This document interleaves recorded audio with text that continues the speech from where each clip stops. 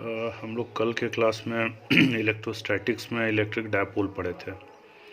पहले तो आपको बताएं कि डायपोल मतलब क्या होता है। जैसा कि नाम में ही है, दो पोल, तो एक पॉजिटिव और एक नेगेटिव चार्ज मिला के एक डायपोल क्रिएट करता है। शर्त यह है कि दोनों चार्ज इक्वल होना चाहिए और दोनों का मैग्नीट्यूड इक्वल होना चाहिए और दोनों का नेचर एग्जैक्टली अपोजिट होना चाहिए और स्मॉल सेपरेशन पे रखा जाना चाहिए। फिर बताए थे डायपोल मोमेंट, तो जो पॉजिटिव चार्ज है उसको मल्टीप्लाई करना होगा दोनों के बीच के सेपरेशन से। तो जो चीज़ आएगा इसको डायपोल मोमेंट कहेंगे। वेक्टर क्वांटिटी है, वेक्टर है मतलब इसका डायरेक्शन भी होगा, तो इसका डायरेक्शन हमेशा याद रखना नेगेटिव चार्ज से पॉजिटिव चार्ज की तरफ होता है। फिजिक्स केमिस्ट्री में डायरेक्शन कई बार उलट जाता है, यहाँ भी डायरेक्शन उलटता है। केमिस्ट्री में भी डायपोल मोमेंट पढ़ना है, वहाँ पर भी मॉलिक्यूल में डायपोल फॉर्म होता है, लेकिन वहाँ डायरेक्शन पॉजिटिव डायपोलर एंड से नेगेटिव डायपोलर एंड की तरफ होता है, ये ध्यान देना है।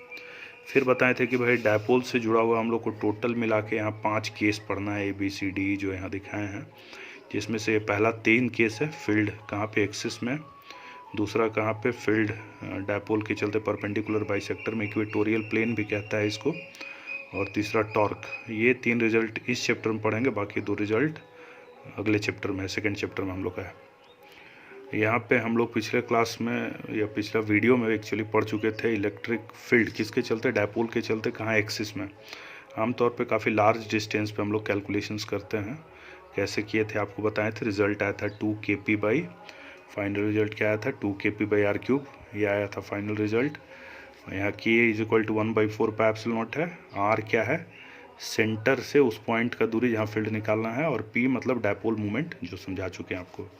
आज हम लोग देखेंगे इलेक्ट्रिक फील्ड किसके चलते, डायपोल के चलते, उसके परपेंडिकुलर बाइसेक्टर में।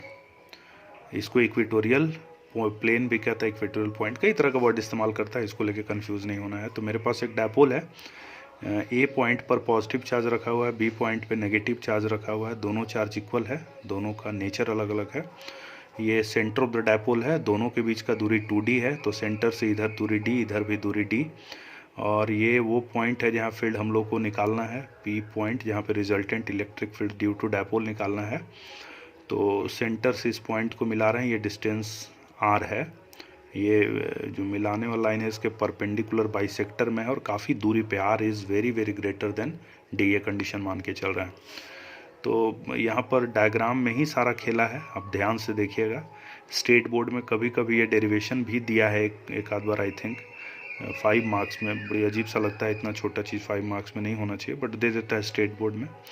ध्यान से, यहाँ पे A और B मेरा 2 चार्जेस है, और यहाँ पर हमको रिजल्टेंट फील्ड निकालना है। तो इस चार्ज से इस पॉइंट को मिला है, चूँकि ये चार्ज पॉजिटिव है, तो पॉजिटिव चार्ज के चलते फील्ड किधर होता है, वे दूर जा रहा है। नेगेटिव चार्ज के चलते फील्ड किधर होता है, टूवर्ड्स द चार्ज, आपको बता चुके हैं। तो E1 हुआ किसके चलते, फील्ड पॉजिटिव चार्ज के चलते, जो कि A पे रखा हुआ है। E2 हुआ फील्ड किसके चलते, नेगेटिव चार्ज के चलते, जो कि B पे रखा हुआ है। अब यहाँ पे इसी को हम लोग, चूँकि इलेक्ट्रिक फील्ड वेक्टर है, तो इसको रिजॉल्व करने की कोशिश किए हैं।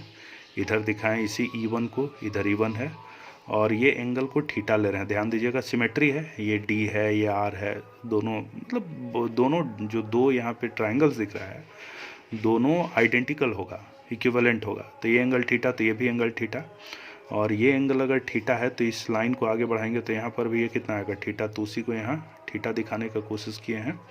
तो इधर हो जाएगा E cos थीटा, जिस साइड में थीटा होता है वो वेक्टर को, मतलब जब किसी वेक्टर को रिजॉल्व करते हैं तो जिस साइड में एंगल थीटा होता है उधर का कंपोनेंट हमेशा cos थीटा होता है। तो क्लास 11th में है हम लोग का रिजोल्यूशन ऑफ वेक्टर। तो इधर E1 cos थीटा और इस साइड में E1 sin थीटा। तो E1 को रिजॉल्व कर दिए, E1 cos थीटा और E1 sin थीटा। याद रखना है, जिधर थीटा उस साइड में cos थीटा होता है, बाकी तो अभी उधर बताते रहेंगे, बहुत टाइम टेकन होगा। उसी तरह से इधर क्या हो गया, E2, तो ये E2 मेरा हुआ, और ये एंगल थीटा हुआ, ये एंगल थीटा हो गया हम लोग का।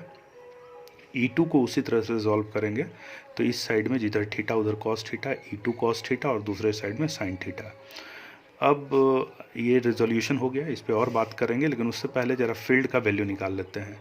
E1 का मैग्नीट्यूड कितना है, तो 1/4 पाई एप्सिलॉन नॉट Q/r², ये रिजल्ट होता है। R मतलब क्या, उस चार्ज से उस पॉइंट का डिस्टेंस।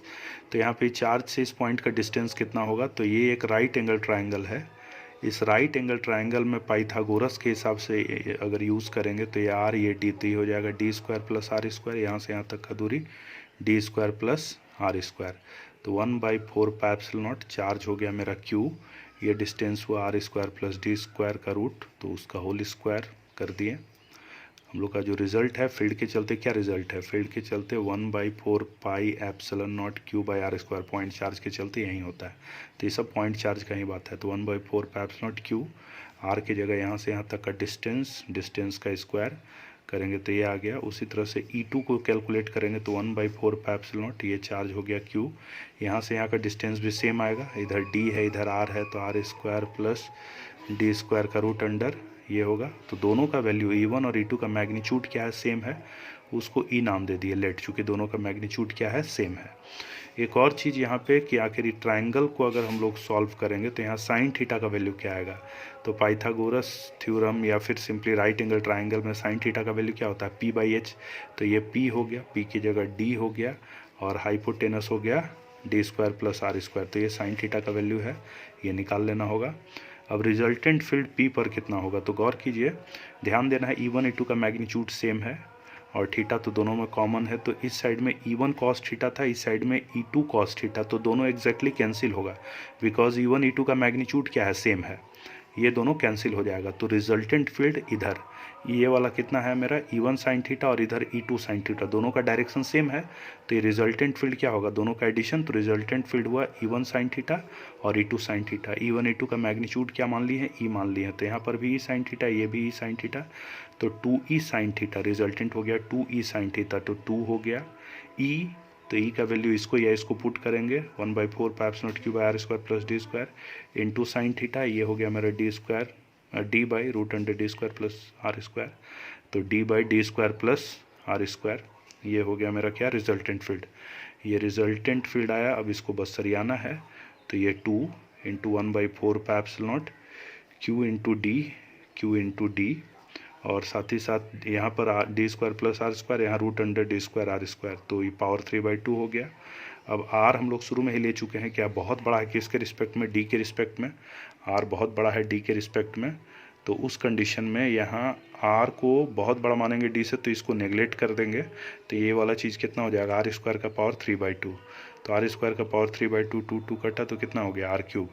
ये वाले पूरे टर्म को क्या कहते हैं, इसको 2 को यहाँ ले गए 2Q इंटू डी, ये हो गया P डायपोल मोमेंट, तो ये 1/4 पाई एप्सिलॉन नॉट, ये हो गया P नीचे आर क्यूब, तो KP बाई आर क्यूब, तो रिजल्टेंट फील्ड कितना हो गया KP बाई आर क्यूब।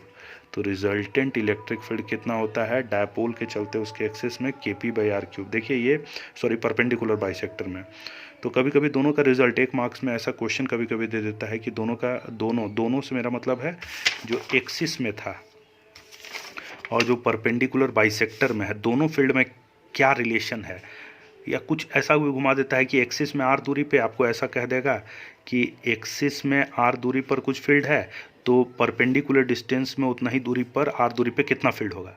दोनों का रिलेशन देखिए, ये KP बाई आर क्यूब है और यहाँ 2KP बाई आर क्यूब, मतलब ये बड़ा है। मतलब क्या यहाँ सीखने का है कि अगर हम लोग एक डायपोल लेते हैं, इसी तरह का, चलिए ये माइनस इधर प्लस कर दिए, पुराना सिचुएशन को ही बहाल कर रहे हैं, इधर आर दूरी पर कोई पॉइंट है P और यहाँ पर आर दूरी पर कोई पॉइंट है P डैश, तो ये सेंटर से दोनों डिस्टेंस नाप रहे हैं और आर बहुत बड़ा है D से, ये मान के चल रहे हैं, तो यहाँ पर कितना आता है KP by r cube, 2KP by r cube, और यहाँ KP बाई आर क्यूब, मतलब ये इसके रिस्पेक्ट में यहाँ आधा हो गया।